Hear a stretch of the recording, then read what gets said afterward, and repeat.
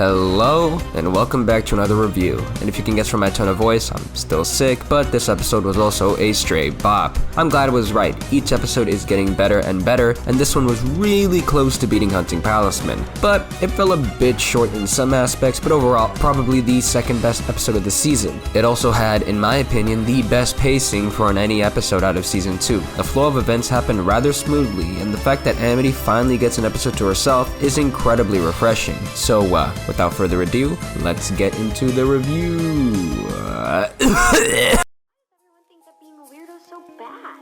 Alright, spoiler warning for this section because, well,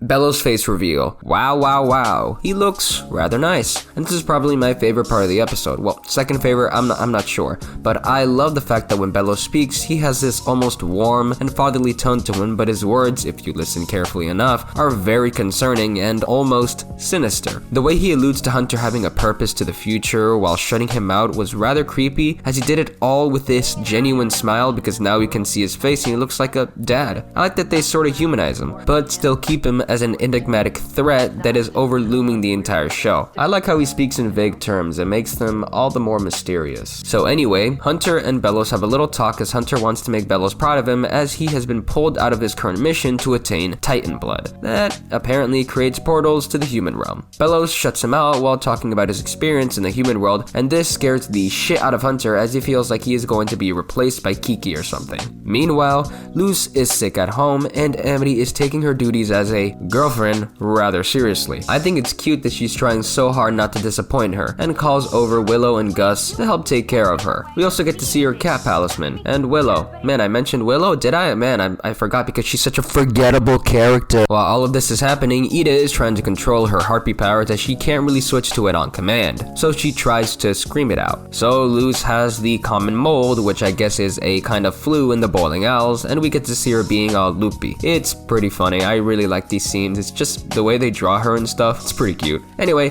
Amity takes the key from Luz because, well, if I hit the portal key, would I return to the human realm?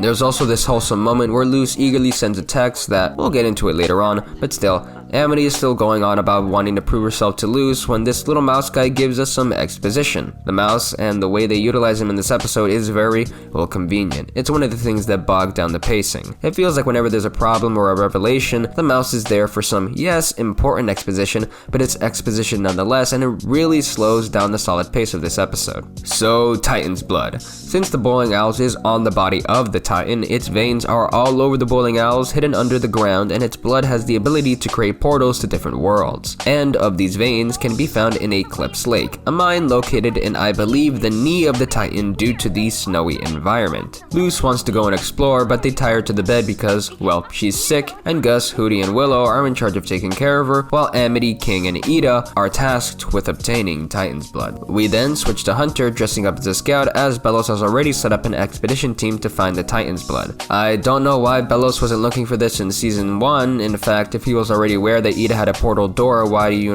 not just steal it? I mean, I know it's for the plot's sake, but if he's so desperate to get to the human realm, why didn't he just steal the portal door from Ida? He can literally beat Ida with one finger. Alright, anyway, Hunter wants to find a way to be useful to Bellows, so he decides he would steal the blood from Kiki and give it to him as a way to show he is, well, more useful. You gotta love his voice performance in this segment and the desperation in it. It's funny and gives him a lot more character. It's also a little heartbreaking. You can tell Hunter really admires Bellows, but is also at the same time utterly terrified of him. Long story short, he gets caught by Ida and Amity. He doesn't really have his OP staff anymore, and he still doesn't want to use his talisman, so he is basically fucked. So, after capturing Hunter, Ida and King muck about in the cave and are practically useless, and in fact the weakest pair in the group so far. It's funny, but a little annoying at the same time. On the other hand, Hunter is slowly manipulating Amity with subtle implications that, oh, he's just part of their team and he's on their side. We then switch to the Hootie, Willow, and Gus POV, and they're having a really fun conversation, and I wish we got to see more of it, to be honest.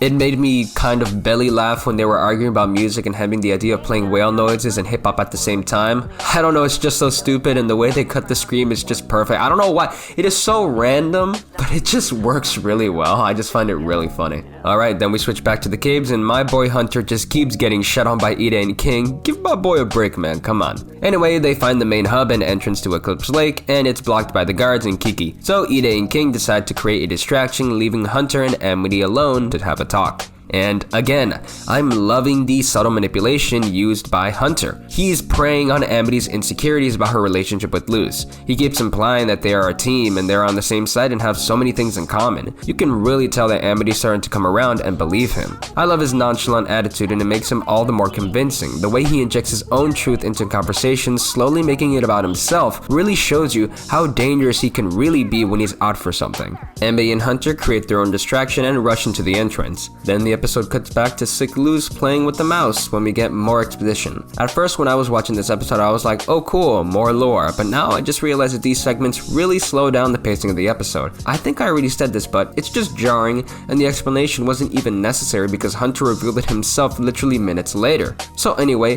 Philip explains fool's blood, which is basically false blood that collapses the mind to kill whoever seeks it. While this part does slow down the pace, we get more Willow, Gus, and Hootie scenes, and they create this mixtape of train whistles and thunderstorms and opera screaming. I just really like these jokes. So the gang makes it to the Fool's Blood cave, and like I said, Hunter explains Fool's Blood, making the mouse completely arbitrary. But also, Ida and King seem to lose brain cells in this episode and decide to touch it even though Hunter told them not to, which makes them fall down a crevice. Oh my god, they're so stupid, it's not even funny anymore.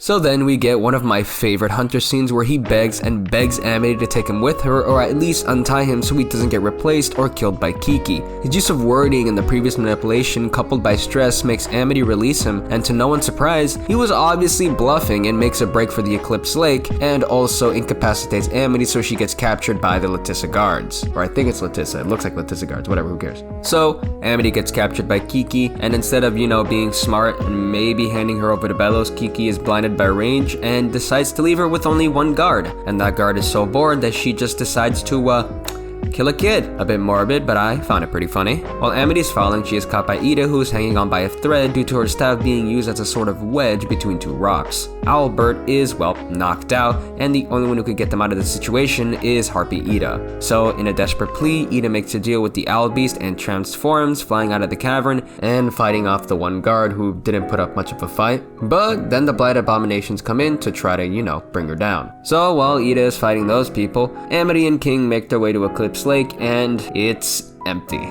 We see Hunter digging, and he has one of the best voice performances I've heard in a long time. I'm not doing the scene justice explaining it, you're just gonna have to see it yourself. His insane expression coupled with his nonchalant sarcastic attitude is not only really funny, but really sad. His little laugh at the end also sounds exactly like Mark Hamill's Joker too. It's honestly a little upsetting to hear. So Hunter is digging his grave, and again, even when he has nothing to gain, he still finds a way to manipulate Amity by implying that both of them are similar. But in an admittedly cringy turn of events, it's revealed that Luz has been sending her messages in emojis that, if read vertically, shows that she really cares about her, basically making Hunter look like an asshole. Which, yeah, was kind of the point, but really? That's how you solved it? My god, it was really stupid. Alright, now we're getting into my favorite and my least favorite segment from the entire episode. I'll explain why, but for now, let me just praise the writers for making Hunter turn on Amity. So, Amity gives Hunter a speech about being a good person and how you don't have to live for someone's approval constantly, and usually in scenes like this, we'd have Hunter be like, oh, thank you so much. He'd have an epiphany and become a good guy. But Hunter has been, raised by Bellows. He wants to prove himself. He wants to make Bellows, someone he calls uncle, happy. And so he does what realistically anyone would try to do, and take the key which was revealed that contains Titan's blood. This is a moment that should have been in Hunting Palisman. I don't get why Hunter gave Luz a pass in the previous episode, but Amity didn't get one. Don't get me wrong, this scene is definitely in character. What I am saying is that this scene should have been in this episode as well. Well, enough of that, we'll talk more about that later on, but still, let's get into the oh so juicy Sakuga fight scene. The way they animated this was just fucking amazing. The colors, the lighting, the music, ah jeez. They really pulled out all the stops and it's really well done. The way each of their magic styles clash is really cool and is really helped by the dramatic shading. Oh my god, this scene is a rush visually. But what is the negative side? Well, like I said earlier in the video, there will be a segment for it, so let's just get done with the general review. So after fighting almost to the death, they both end up in a standstill where Hunter, again, threatens Amity and manipulates her emotions by saying to her that he could hurt and probably kill Luz whenever he wants, and he'll just be out of their hair if they give him the key. I don't know if this was on purpose or not, but Amity breaks the key in her hand, getting Titan's blood all over her glove. She could have done it on accident, or maybe had the foresight to break it to prevent Velos from entering the human world. I don't know, and I like that it's left rather ambiguous. So Hunter, after getting the key, expresses genuine gratitude. Again, this is something that should have been done in hunting Palisman. He should have taken what he needed and leave while expressing genuine regret and genuine thankfulness, because as evil and as sad as Hunter is, he is still a good person at heart who was dealt a bad hand in life. Anyway, he takes his leave on his Palisman, and well, Ida comes in way too late to help, and they go home. Cut back to Luz, who is pretty much fine at this point, and asks Gus and Willow where Amity is. They come back, and Luz and Amity share a super cute moment that made me pause and barf rainbows. So it's revealed that the Titan's blood got all over Amity's hand, which is technically the key back home. But it's also revealed that Hunter also got Titan's blood, which means Velos is very close to the Day of Unity. We also share a pretty cute scene between Hunter and his Palisman where they finally communicate with one another and seemingly have a conversation. And that's pretty much it for this episode, but right now we need to talk about what was wrong with it. And this is a problem that has been permeating the entire series, and I've been trying to explain it subtly throughout all my reviews, but I think it's time for me to actually address it properly. So let's get into it.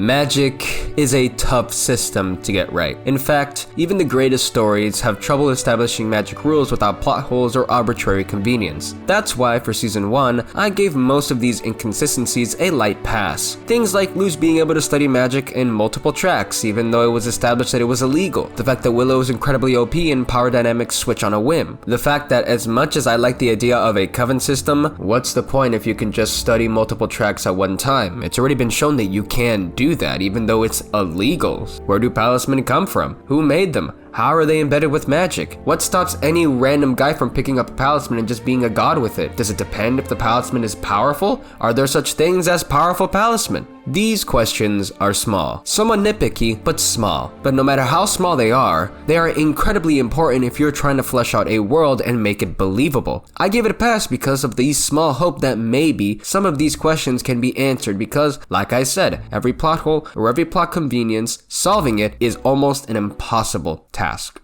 Unless you're Adventure Time. Suck my dick. Anyway, let's get to the main issue. How the flying fuck is Amity this OP? Okay, I'm not actually that angry, it was just a troll, but still, yeah, sorry for yelling. Let's rewind to season 1. Abominations, as presented in Amity's introduction episode, requires a spell that is hard to master, and a good abomination takes a good amount of time to create and a lot of materials. What about the convention episode where yes, Amity displays an aptitude for this kind of magic, but once the power buff was removed, her abominations went from big to pretty pathetic. After this, we get Adventures in the Elements where she struggles to use a practice wand, a wand with magic already inside of it. Remember, this series takes place over the summer, and I am assuming it's been about 3.5 months, maybe 4 if I'm being generous. So she went from this to Gaara from Naruto. She even utilizes a gourd vase that has the goo inside of it. This wouldn't be a problem if the show explained that this was an established kind of abomination magic.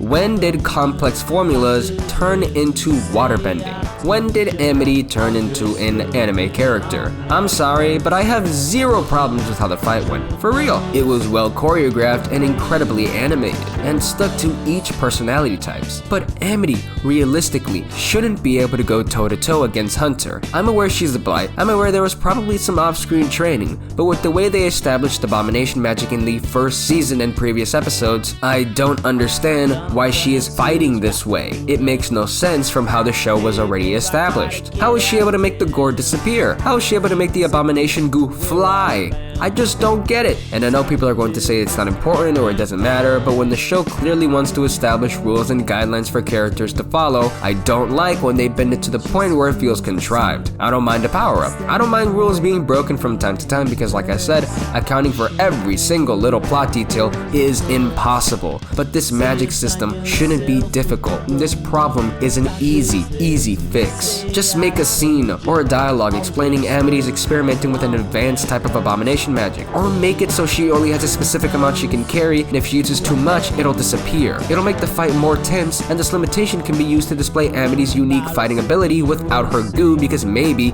she has more magic than that. I don't know. Anyway, this problem doesn't only speak to Amity, but for the entire show, and I just hope that they can fix it, or at least remedy and explain the system more thoroughly in the future. But sadly, I feel like at the rate that things are going, and the fact that we're not gonna get a full season 3, this problem is already too late to remedy. But there is nothing that stops them from retconning, or at least explaining or adding context in the future. If Adventure Time can do it, so can this show, because this show has proved to me that it can do much better than this.